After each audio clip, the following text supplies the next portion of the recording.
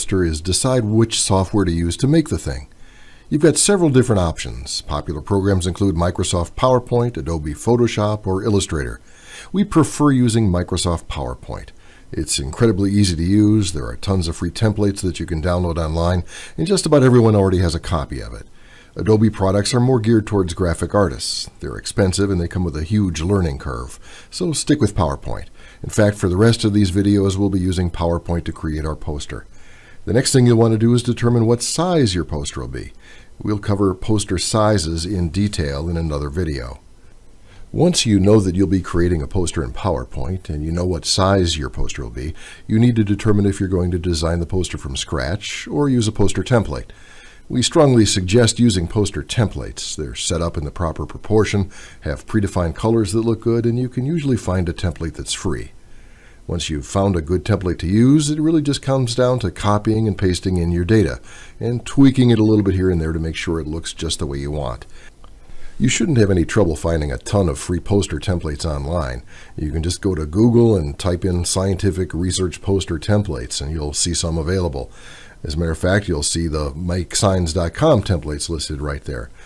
Just click and look at our templates. We've put together a pretty good sized list of free templates you can use. They come in various shapes and sizes, so you're sure to find something that suits your needs. Each of our templates has a range of color options included in them, so if you see a template that has a layout that you like, but maybe you aren't thrilled about the colors, don't worry, we'll show you how to change the colors with just a quick click of the mouse. I should also mention we offer a free service to schools and organizations where we'll host your custom poster templates on our website. So if you're a school, for instance, and you want your students to use a specific template with your logo and colors, we'll create templates free of charge. You can see if I click, for instance, the University of Indianapolis link here, we've got their posters that all have the same general color scheme as well as their logos. If you're interested in custom templates, just click the contact link on any page and let us know, or you can call us toll-free. So getting back to the regular templates, let's go ahead and pick one and download it, then open it up in PowerPoint. All you have to do is click the little Choose a Size tab under the template that you want, then click the size that you're looking for. Don't worry, we'll get into sizes soon. For now, let's just save this to our computer and then open it up and take a quick look. You'll want to download and save the file rather than immediately opening it in PowerPoint. We just save the file here. Then we can find the downloaded file wherever we saved it on our computer and double-click it to open it up in PowerPoint. Either way, you don't need to open PowerPoint beforehand. As long as you've got the software installed on your computer, it should start automatically when you click on the template file. Alternatively, you can start PowerPoint first, then locate and open the file as well. And there you go. Now you can see there's not a whole lot on this template at the moment. You'll see that there's a rectangle on the slide containing some information and instructions. After you've read the information, just click on the red border and hit the Delete key to delete the rectangle. Now you'll see the base template. It doesn't have all of the text that was on the image on our website because we haven't put any data in there yet, but we'll do that soon enough. Right now I just want to familiarize you with the basic layout of PowerPoint if you're not already familiar. And as you can see, it's easy to start putting in the data. Just click a section and it activates. Then you can either type in what you want or copy and paste. We'll get into customizing things later, changing fonts, sizes, colors, adding charts, graphs, and images, and all that good stuff. But before we do that, I want to take a quick side note and show you a couple of template-related resources that you might find useful when determining what your poster should look like. The first resource is the Flickr group Pimp My Poster. You can find it by searching Google or typing in the Pimp My Poster to flickr.com. Basically, it's a place where people upload their finished posters and get feedback from other people. It's great for that, but I also like to use it just to get ideas for poster layouts and designs. So if you're having a brain freeze and can't decide how your poster should look, spend a few minutes browsing other people's posters for ideas. Don't steal anyone's design, but it's a great way to sort of get your creative juices flowing. The second resource is f1000.com. This site has over 5,000 posters listed, and it can be a great source of inspiration to see what other people's posters look like and help jumpstart your own. Just head over to f1000.com/posters/browse, and you can see the posters listed in an easy-to-scan layout. That's all for general template that you want to use, the next decision to make is about size. There are a couple of things to take into consideration here, but before we get into specific sizes, we should touch briefly on square versus rectangle and portrait versus landscape. Square posters versus rectangular posters don't really need any clarification. We all know the difference between a square and rectangle. But a lot of people get confused about portrait versus landscape. Obviously, portrait is tall and landscape is wide, but some people get confused as to which number is first. Don't worry about that. If your poster is designed tall or portrait, that's how it'll be printed, and if your poster is wide, that's how we'll print it. Don't worry about which number is first, the height or the width. In concerning sizes, some people just start creating their poster without looking at the PowerPoint page setup. The default is 7.5 by 10 inches, which is far too difficult to work with. Select a bigger size that's proportional to your final poster. Of course, if you use a template with a preset size, you won't have to worry about this at all because the size is already set for you. Chances are your conference will give you some sort of guidance when it comes to what size posters they want you to present. The most popular poster board size tends to be 48 inches high by 96 inches wide, which is 4 feet high by 8 feet wide. Of course, that's huge, and that's the board size. The board is the thing that you tack your poster onto. Your actual poster size itself shouldn't necessarily be as big as the entire board behind it. So for a 48 by 96 inch board, we often see posters that are printed at, say, 36 by 72 inches or 42 by 84 inches. Both of those sizes would look nice on a 48 by 96 board. There are many other popular sizes. It really just depends on your conference and your specific needs. Before we go any further, I need to tell you about a little quirk in PowerPoint. When it comes to page sizes, PowerPoint will only let you go up to a page width or height of 56 inches. To get a poster bigger than that, you'll need to have a page set up smaller than or equal to 56 inches in PowerPoint, while making sure to choose a size that's the same proportion as the poster you want printed. For instance, let's say you want a poster to be 36 by 72 inches. 72 inches is obviously larger than the 56-inch maximum in PowerPoint, so you'd need to size your PowerPoint file, for example, 24 by 48 inches. So both sides are less than 56 inches, and then tell your poster printer to print the file as 36 by 72 inches. How did I come up with 24 by 48 inches?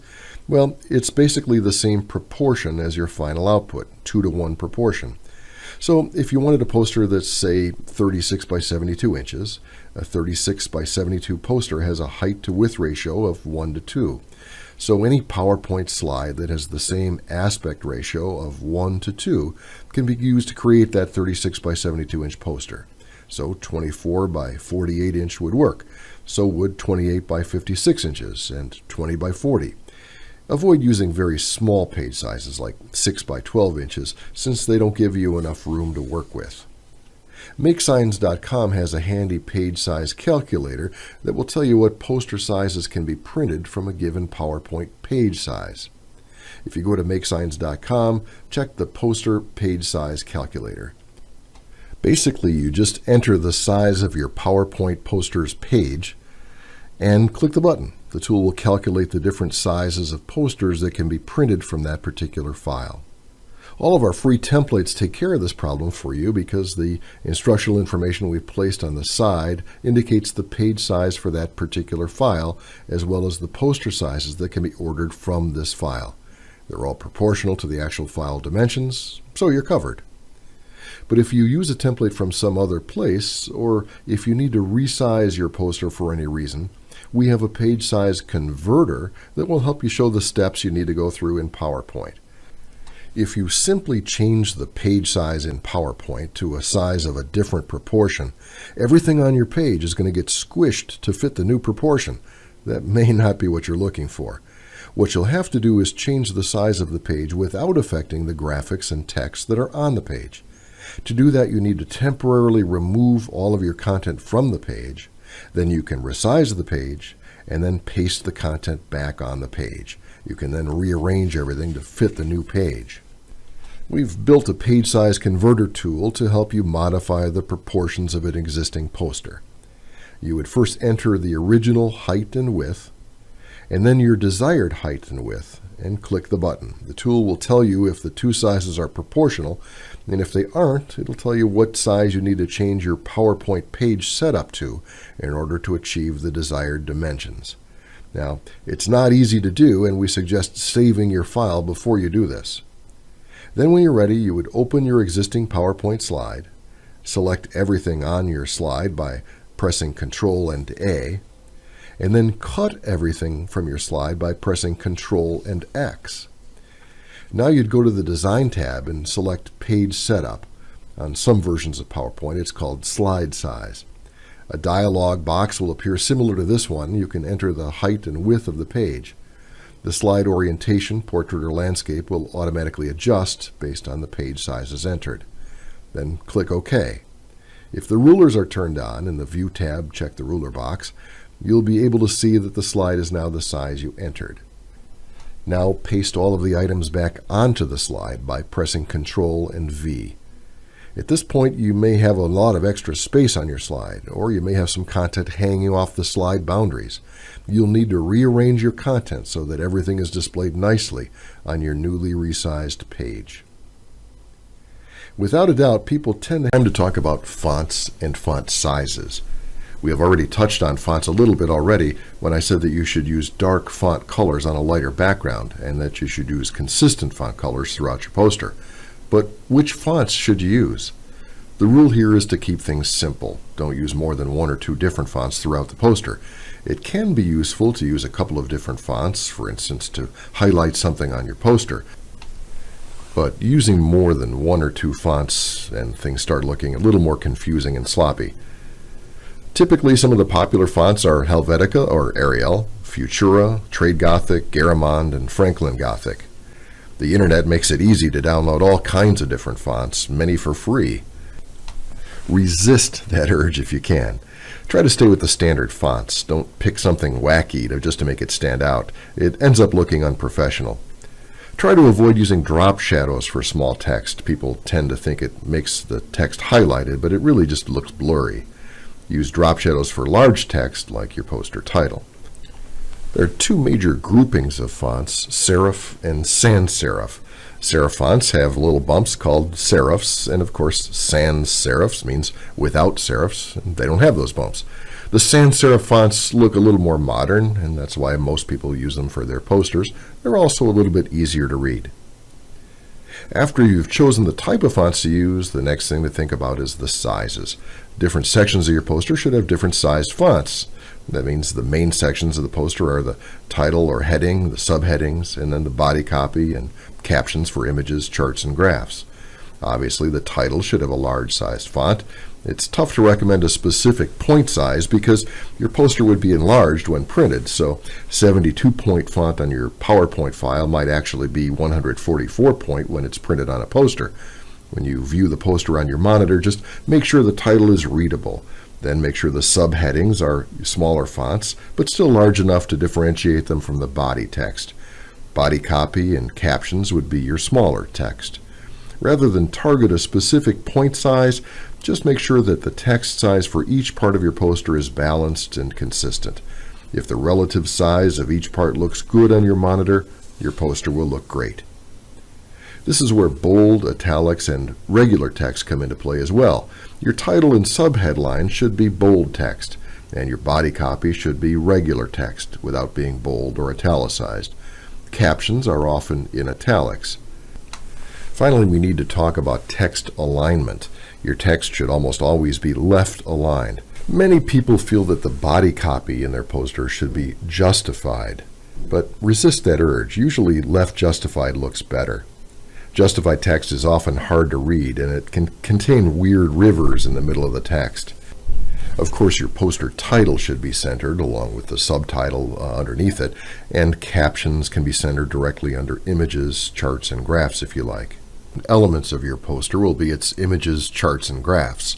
Not everyone will read the poster, but everyone will look at the pictures, charts, or graphs, so make them count. The worst thing you can do is have blurry images or charts. We see this frequently because people tend to paste in pictures that they find online. Sometimes those images are low-resolution images that don't translate well onto a printed poster. Image resolution is measured in something called dots per inch, or DPI. Many images online are DPI of 72, whereas a good DPI for a poster is closer to 300. Some images might look okay on your screen when you're looking at the entire page, but they might not look good when the poster is printed at its final size. To get an idea of the general quality of an image, you can simply zoom in on an imported photo or graphic until it fills your monitor screen. If the image is too low of a resolution, zooming in will make it look pixelated. If it looks okay when it fills up your screen, it'll probably be fine in your poster. Let's talk about file formats. So what file format should your images be? Vector images are the best, but most people don't have access to those type of files. The next best things are JPEGs or PNG files. As a rule of thumb, use a JPEG or a PNG file for images. For charts and graphs, for example, line art, you should copy and paste Special into PowerPoint as an enhanced meta file or an Excel object. We'll talk about those in a minute. This will keep the vector format of your chart or graph. Use the PNG if this doesn't work for whatever reason. To get your images onto your actual poster, there are a couple of options: importing or cutting and pasting. We'll look at importing first. Place the cursor at the position in your document where you want to insert the picture, and on the Insert menu, point to the picture. This will open the Insert Picture dialog box. In the Insert Picture dialog box, you can locate and select the graphics file that you want to import. You can import graphics files in a wide variety of formats, for example, BMP, WMF, GIF, and JPEG. Then click the Insert button. Copying and pasting is even easier. If you have an image on another document that you'd like to use on your PowerPoint poster, you can use cut or copy and paste. To do a basic cut or copy and paste, simply follow these instructions. Select the graphics from the other program, and from that program's Home tab or Edit menu, click Copy, or Control-C. Place your cursor at the approximate place on your poster where you want to insert the picture. Then on the PowerPoint Home tab, click Paste, or type Control-V. Another way is to use the Paste Special feature that I mentioned earlier. It gives you more control over how your graphics are imported. Go to the Home tab, click the down arrow below Paste, and select Paste Special. You can also use Control-Alt-V. Once you've done that, you'll have several options to use for pasting. Items pasted as a Microsoft Office graphic object will insert as a graphic object that can be edited in PowerPoint.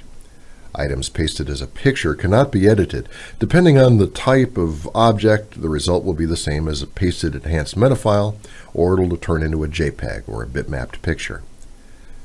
Items pasted as an enhanced meta file cannot be edited in their native application. They can only be ungrouped, and the ungrouping will cause charts, graphs, or vector objects to split into hundreds of little pieces. So now that you've got your images, charts, and graphs pasted into the PowerPoint file, here are a few tips for using them on your poster. Avoid using pattern fills in charts and graphs. A pattern striped fill may look fine on your screen, but when it's blown up to the full poster size, the pattern may shrink and not be visible. If you absolutely must use a pattern, here's a workaround. Once the chart is placed on your poster in the right position and at the correct size, click the left mouse button on the chart so it's selected. Next, press Ctrl-X to cut or remove the chart. Then press Ctrl-Alt-V for Paste Special. When the dialog box comes up, choose the picture, PNG, and press OK. This will convert your Excel chart into a graphic. But here's a warning, you won't be able to edit your chart once you've converted it to a picture. Remove gray backgrounds and grid lines from charts. The gray can make things hard to read, and grid lines are generally overkill. White space? It's basically just the empty space around the different components or sections of your poster.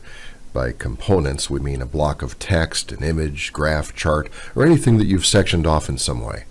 Sometimes presenters try to cram so much onto their posters that there's not enough white space.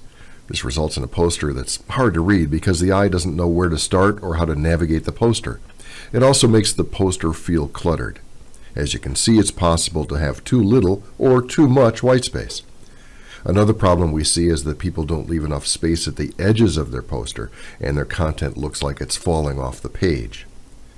Finally, if you're printing your poster as a trifold poster, make sure you keep your content away from the folds, which are indicated in the trifold template.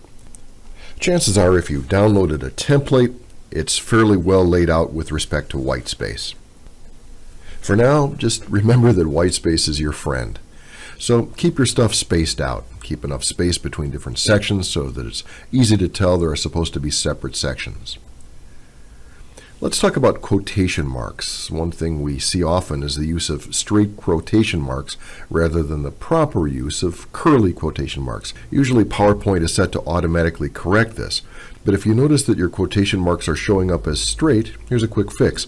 Go to the File tab in the PowerPoint and select Options. Then in the Options window, select Proofing in the upper left-hand corner, and then click the Auto Correct Options button. When the Auto Correct Options window opens, select the Auto Format as you Type tab at the top of the screen, and make sure that Straight Quotes with Smart Quotes is selected. It should be the first one on the list. Any quotation marks you type from now on should be curly quotes, but notice you're turning this feature on won't go back and fix any straight quotes that you've already typed. You need to go back and change them manually now that curly quotes is turned on.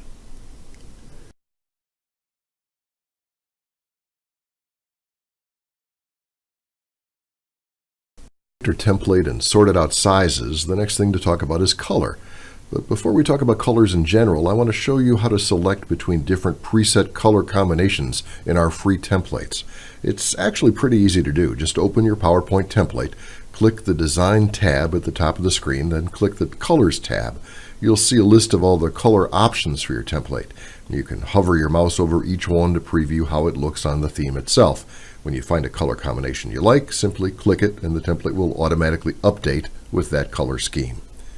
Now let's talk about colors in general. Most of the time when you use a template, the colors will already be chosen for you, but there may be some times when you want to pick your own for whatever reason. Try to follow these simple rules. Don't use lots of different colors on your poster. Stick with 2 or 3, otherwise things can look confusing. Don't use loud colors that clash. Don't use background images if possible. Stick with colors unless the background image you plan to use is very subtle and muted. See how bad that looks? Not only does it look terrible, it's nearly impossible to read. Here's the same poster without the background image. Isn't that better? It's a lot simpler and you can certainly read it. As far as text color is concerned, be consistent throughout your poster. If you use a specific color for your poster's title text, use the same color for your subheadings. White text on a dark background is tough to read, and it tires the eyes. Here's the same poster with dark text on a lighter background. The difference is night and day. Most templates will have the colors selected for you, but if you want to use your own, you might want to use a color wheel to help you select which colors go well together.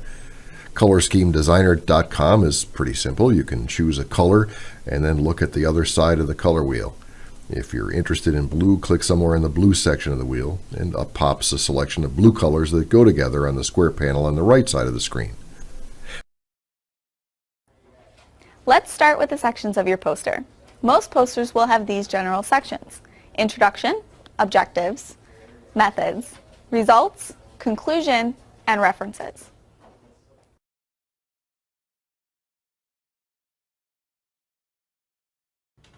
This brings us to the concept of the elevator pitch. The basic idea is you want to explain the key points of your research in the amount of time it would take you to ride in an elevator. Figure you have 60 to 90 seconds to pitch your idea to someone before the doors open. You want to treat your poster the same way. Make it your elevator pitch. Better yet, use it as a tool in your elevator pitch. When somebody walks up to your poster and seems interested, give them your elevator pitch. Engage conversation, make eye contact, and use the poster as a tool to emphasize the key points.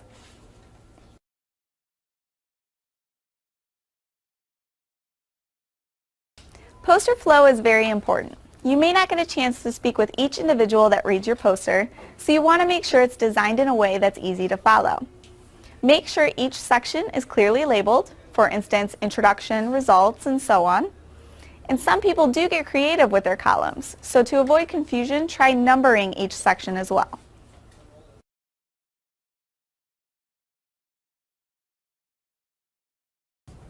Like I mentioned previously, your poster is basically a marketing device. And in marketing, the headline is the most important part. The headline in this case is your poster's title, and you want your title to do two things. First, grab your viewer's attention while conveying the general concept of your research, and second, get them to read the first subheading.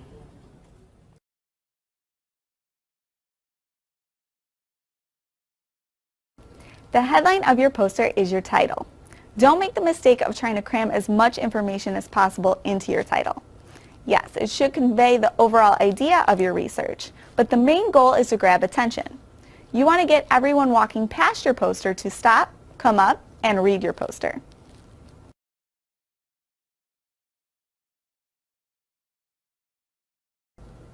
After attracting them to your poster, the second goal of your title is to keep them reading.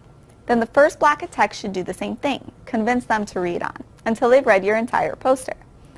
This is where flow comes in. You want to make sure that your poster is set up in a non-confusing way. This may seem obvious, but you'd be surprised at how many people throw up roadblocks that interrupts a reader's progress. So how do you know if your poster flows well? A good tip is to read it out loud to yourself. Is there anywhere where you stumbled or hesitated? Then ask a friend to do it too, and watch them as they read it out loud. This is a powerful tool that will show you whether or not your poster flows well.